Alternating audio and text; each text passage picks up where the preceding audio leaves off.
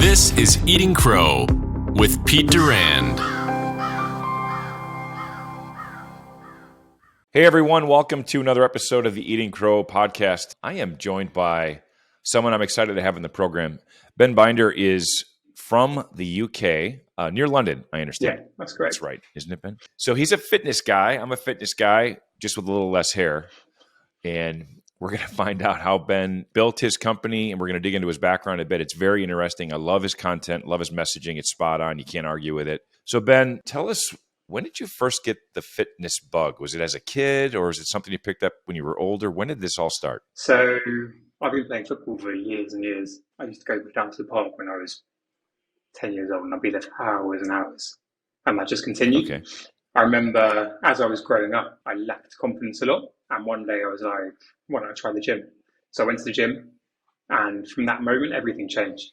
It took a while to change, but it really helped me sort of push out of my comfort zone. And ever since then, I've been addicted. And that was when I was 16 years old. I went to the gym, and then now it's been like an everyday thing. Was there someone at the gym in particular that helped you, or did you kind of just learn it on your own? I just learned it by myself. I think it was just a sense of going there, pushing past certain barriers in terms of weights. And I guess in muscular pain as well, you've always got that barrier, and pushing past that barrier sometimes can really impact the way you feel. So you get a sense of achievement every time you leave the gym. And that was the biggest thing that changed my mindset. So I played, I guess football would be the appropriate term, soccer, growing up as well. All my kids play at a competitive level. Was the attraction of the gym versus playing on the pitch different because you could control your input and your output directly versus being in a team environment and not necessarily have as much control? I'm just guessing, what were the things that attracted to you being in a gym versus being in a team environment? So I think in a team environment, I was very shy. When it came to football, I was around friends, I was completely fine, and I would play my normal game. As soon as I went into a game or 11-a-side game or something, I would just completely go off the radar. I wouldn't try and get the ball. I wouldn't run with the ball. I would do nothing. I'd stay far away from it. And I think having that sense of just freedom when I was by myself at the gym, I think that was the difference between the two. It's a great point. I like to work out by myself, and I like to push myself to the point where I'm uncomfortable, I'm in pain. And my wife likes to tease me and say I'm a bit of a psycho, but I enjoy the quiet time. It's one of the few moments of the day where no one's emailing me or calling me, and I can focus on putting my body to the point where I feel exhausted when I'm finished. It's very satisfying. And you're right, in a team environment, there are people who react well there, and there are people who prefer to be by themselves. When did you decide that, okay, I've got this passion for being in the gym, I've discovered some things that are pushing my body to, obviously, to points where I hadn't done that before? When did you start to combine nutrition into the mix? So I used to eat really badly. I've gotten a bit of an obsessive personality.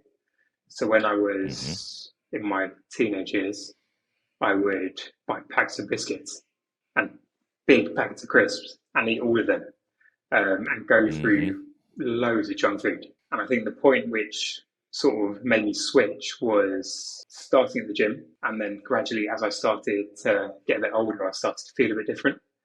I started to become more bloated, feeling a bit run down. Things in my body were just changing. That's when I decided to sort of get away from the junk food and then come into the different form of eating. But again, it wasn't the best straight away. It's taken me a long time to kind of develop that balance. I think a lot of people start their weight loss journey believing they can accomplish that in the gym. Yeah. And you can't. Your weight is primarily derived by what you eat. Your health is derived by what you do. That's my motto, right? And the gym is where you get healthy, and in the kitchen is where you lose weight. And also the kitchen impacts how well you can work out. To your point, you were feeling bloated, not a lot of energy. So they're very intertwined, but you can't outrun a cheeseburger or a bag of chips. You can't, right? It's too many dense calories in a short period of time. It's impossible. So it looks like you spent some time at Virgin doing some training, and then you founded your own company called the Fitness Works. Was that a one-on-one personal training company? Just describe what that was. So the Fitness Works was a personal training agency. We would go to corporates and provide personal training, yoga sessions, Pilates sessions, anything they needed, and then look after their gyms. So if they had a gym within their office, we would look after the gym, and we would train with their staff and whatever they needed, really. And how big did you grow that? I mean, you ran the business for almost 8 years. How many employees did you have at one point? So We had our highest, we had 8 coaches, so it wasn't massive, Oh, wow. but we trained a lot of people. So we were doing over 100 hours a week. And having been, I'm a certified trainer, and we'll talk about this more. Having built a fitness app, what frustrated me as a trainer is I was not scalable. Yeah. Right. I only had so many hours in the week, which meant my income was capped. My ability to reach people was capped. There had to be a better way. So what about the Fitness Works drove you to create Avitrax? What was the impetus for that movement? Well, I think it's pretty much what you just kind of said. I think there's only a certain amount of people that you can actually help, and Sure. there's only a certain amount of hours in the week. So I think I felt I had to do something in terms of going into tech, because I think the industry is changing massively as well. And I think it will massively change over the next 5 years. So I want to do something, and I want to do something different as well. So Avitrax is slightly different to what I was doing, and it's slightly different to personal training. It's much Sure. more holistic. But that was the main reason. So when people use Avitrax, how do you reach them? How do you market to them? How do they find you? What's the best strategy for you to reach new clients? So to be honest, we have been around for about 9 months, and we're a corporate product at the moment. Individual people can use it, so users can come on board as well. It's on the App Store, which is cool.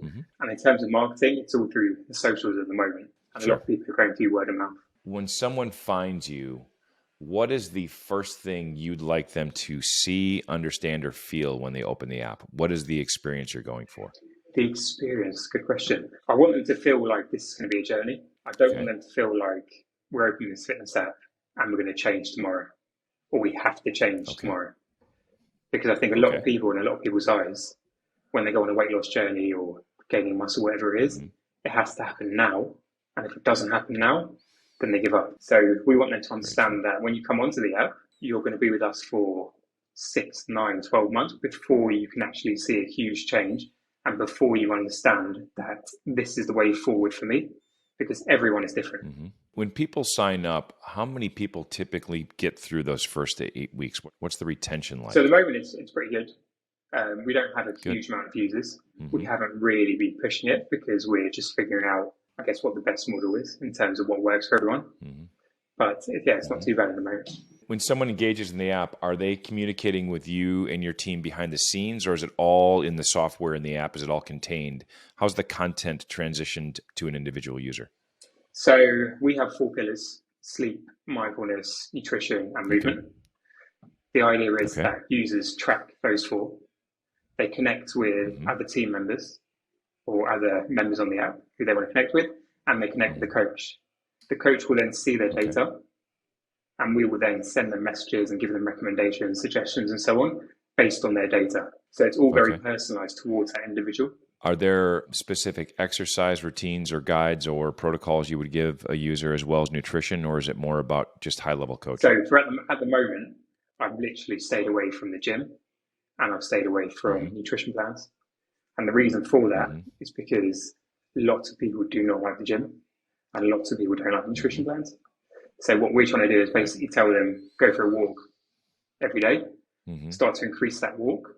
When you've increased that walk to just say an hour a day, where you feel good, your mind's going to trigger you to want to do something else. When you want to do something else, we're going to be there for you to then give you the tools to say, why don't you go for a run now? Or why don't you go to the gym? And the same applies to nutrition. We want you to understand what you're eating first, and then build that plan around you so it's sustainable in the long term.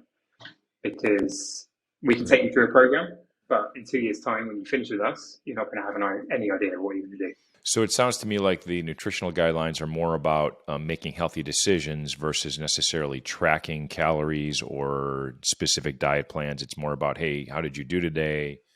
What changes did you make today? Did you not eat a bag of chips? Did you substitute it with something else? Okay, good. So that, to me, that's important, because a lot of people, and again, I never wanted to train Olympic athletes. Their goals were different. I wanted to train someone who's, very poorly out of shape and mentally and physically exhausted and doesn't know what to do. So those baby steps are important. I'm not as aware of the cultural views towards exercise, nutrition in the UK as I am in the United States. Do people view the gym as a good place or a place of evil in the UK? So I personally think it's evil. I think people think it's evil. Okay. It's also quite a scary place. It can be quite a scary place. I think if you're a newbie there and you just started and it's your first session in, you've got lots of people in the weight section, and most of the time these gyms, they've got the weight section and they've got the cardio kits. The cardio kit's completely separated. But as soon as you enter that weight section, you've got people throwing weights around, you've got people making these crazy noises. So it's not really a place where someone would feel comfortable going if it's their first time. It's intimidating. Yeah. So I think it's seen as a bit of an evil place. Are group exercise gyms becoming more prominent in the UK? They're very popular here, particularly among women, and they seem to do very well. And I think part of it is, like, my wife prefers to exercise with a group of women. She enjoys the camaraderie. She likes rooting others on. She likes it when they root her on, and I want nothing to do with that. So how is group exercise being viewed in the UK? That's picking up a lot. There's a lot more things that you can do online now as well when it comes to summertime in the parks and things like that. But that's really coming around now. And you can leverage that in the app by saying, find a group exercise, find a class you're comfortable with. And the good thing about group exercise is there's not a lot of heavy weights. It's typically people you can align yourself with peers who are in the same situation you are. Yeah. That's wonderful. When you first engage with a client through the app and there's a coaching session, are these live discussions or are they done through text messages? It's all through messaging at the moment. And it's pretty much, we want to basically guide you rather than tell you what to do. So it's only small suggestions and recommendations, but the idea is that we keep an eye on you. And then in 2 weeks' time, if we don't see you make those changes, we'll then reach back out and say, how can we help you make these changes? And I think this is what I discovered in the US in dealing with this for 7 or 8 years. Exercise and nutrition is not complicated. It's really very simple, but it's not easy, right? Particularly someone who has let their health decline for 20 years, and now they wake up and I don't know what the right word of stone would be, but they're 400 US pounds, right? 400 pounds. They're big, and they can't remember what it was like to be healthy. And every step, particularly in exercise, is so difficult. But there's something else going on underneath that's caused them to get there. How do you address that in messaging, or how do you reach through the phone and help them kind of get around the thing they might be running from or the thing they're struggling with? How important is that as part of the success of the program? So I think that's key. But I also believe that that takes time. It takes time for the person on the other end actually to trust you and to want to give you that information. Right. Once you've built up that trust and they're aware that this information isn't going to go anywhere else, it's going to stay strictly with us, then we figure out a plan of, okay, this is the reasons why you went this direction. Now let's think about how we can get you back to where you used to be while dealing with all of those problems that you had. That's important. You use the word trust, and I think that is, if you can establish that, then someone will probably hang with you longer and share the good days and the bad days. They've got to get to that point, though. And it's difficult because sometimes, you're 3 weeks in, you're sore, you're hungry, you're not happy, and you just quit. Let's step back for a minute, Ben. Tell me about your family. Is there anyone in your family that inspired you on this fitness journey, or that you look up to, or a friend, whether it's football or anything else that you said, there's somebody I'd like to emulate? Someone, I've grown up in sport. My mum's always been really sporty. I come from a big family, so there's 6 of us, 6 siblings. Okay. Everyone's pretty much very sporty or used to be. So it's been part of me. But in terms of football, very good. No one was that interested in football, so it's quite a funny one. But I just completely became obsessed with it from a very young age. Okay. Who's your team, by the way? I need to ask. I know you're around London. Amen. I'm a Hotspur fan. Yeah, absolutely. We have my son's a big Arsenal fan. The other one's a Chelsea fan. My son-in-law and myself are Tottenham fans. So we've had a decent year, by the way. It's not too bad. Yeah. Very exciting. Very exciting. So if you think about, you mentioned your mom was very sporty. Have your siblings taken the same love of fitness versus football as they become older? Have they transitioned to the same level you are, or are they some variation? So I would say over the past 5 years, most of them have become more obsessed with training and fitness. Yeah, I would say that. How important do you think your social circles, whether it's your family or the people you associate with, how impactful are they on the health of your clients and you in particular? Massively important. Right. I'm a very strong believer in role models and the people you look up to that you want to be in the future. Do you help your clients assess their current situation? In other words, if your current friends want to go to the pub and, eat a box of chips and down 4 or 5 pints, and they do that 4 or 5 nights a week, that's going to be very difficult of an environment to be successful in. I think that's a very difficult part of your health journey. And I think it's one part that most people don't want to give up and won't give up. So it's about getting around that and trying to figure out how we can minimize the time that you go and eat bad food or go and do something that they not shouldn't be doing, but wouldn't benefit you. And I think people don't appreciate, because when you begin your health journey and make the difficult decision and are willing to make those changes and your friends aren't, they'll resent you for it.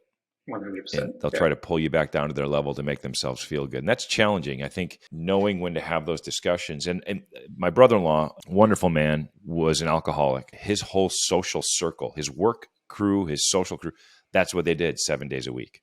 And when he got married, his wife had a daughter from her previous marriage, and she looked at him and said, I can't do that.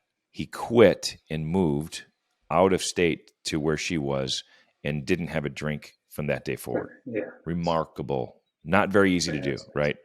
But he recognized he had to pull himself out of that environment and change his circle of friends. And a few friends, very few, stayed with him, right? Respected his decision, supported it. A lot of other people he would associate with did not. So I think that's got to be definitely, a big challenge for you, because you can only do so much of that through the messaging and convince them that that's something to do. But if they do achieve that, it's very important part of their new life, I would describe. Yeah, no, definitely. What's the biggest challenge you faced when you went from being on the pitch to the gym? What was the biggest challenge you found in staying focused? In staying focused, I would say just being able to drive through it when you're tired, or you've had a long day, or certain things that you want to do, go out instead of going to the gym or so on.